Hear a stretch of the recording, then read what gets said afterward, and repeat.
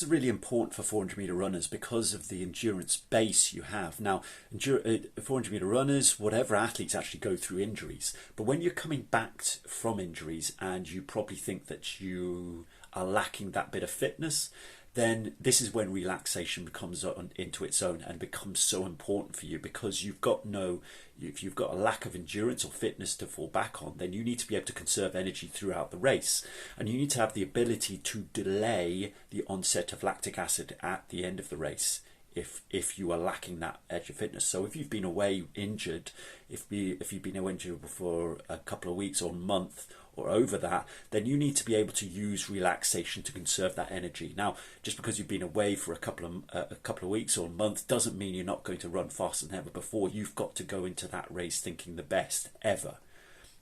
You can't be going into thinking realistic when you're racing, and there's no point in racing if that's the case. You need to go in all in, or just not at all. So you have to go in with it's thinking that you have the opportunity to improve yourself and go fast and win the race. There's no point in anything else. So to do that, if you're lacking fitness, you need to have to change your tactics as well. You've got fitness. You can't fall back on fitness anymore, and you've got to make sure that you use relaxation to conserve that energy throughout the race, and make sure that you can actually have something at the end of the 400-meter race as well, down the home straight. Now, this is indication of this was quite interesting. Was Carsten Warholm just recently in the World Championships just yesterday, when he in the final, and he blew up in the last 100 of the race, and he said, I don't know if he said he was lacking fitness, but due to being out for 6 weeks, but his way of running, if he was super fit, yeah, that's fine. But when you're not fit, when you've been lacking fitness, when you haven't had fitness, well, that's when you need to change your tactics a little bit in your race, and you need to be able to understand that you've probably lacking that bit of fitness, and maybe using relaxation in a different way. Now, that doesn't mean he wouldn't make his stride pattern. I think he would have made that stride pattern, and in the end of the day, he would have actually been able to sustain that stride pattern for longer in the race. But the fact is, with his own way of training, the own way of racing, his own balls out, kind of just completely all in training and just aggressive nature, he didn't have the fitness to back that up.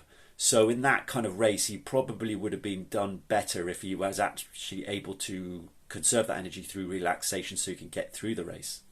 This is really important, because relaxation is really, really important for improving kind of endurance. And if you can do it, then it's real weapon. I mean, here's the point. You cannot improve be the best you can be without relaxation.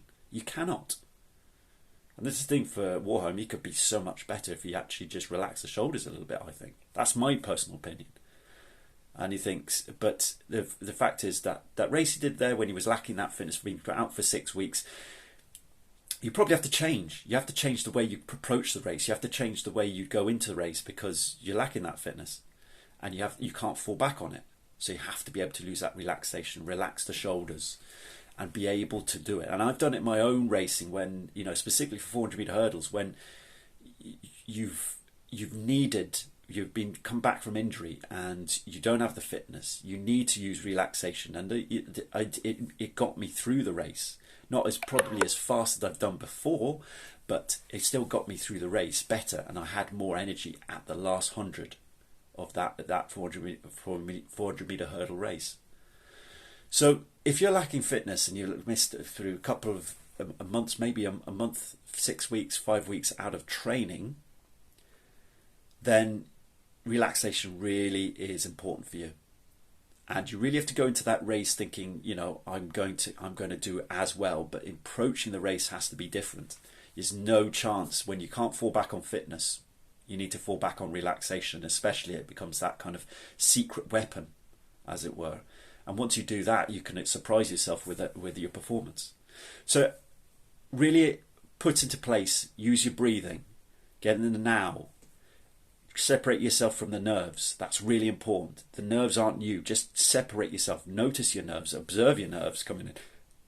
And once you use those aspects of relaxation, then you can really, really sustain and cover that lack of endurance that you might have, or lack of fitness that you might have, and get through the race and have a strong finish where you slow down slower than the rest. So I hope that video gives you a better understanding. It gives you a kind of little bit of inspiration maybe to when you're actually lacking that fitness, or you come back from injury, and you're thinking, I'm not going to run as fast. Never go into a race thinking that. That's a mental aspect that you shouldn't do. But you have to change your approach to your racing probably if you're not used to relaxation and you've been relying on fitness. You can still run as fast, but you need to change your approach and use relaxation more, because that will help sustain endurance. It will help you have more at the end of the race. So I hope you find that video helpful. Please like, please share, and subscribe to my channel, because you won't find many channels like this that give this kind of information. See you in the next video.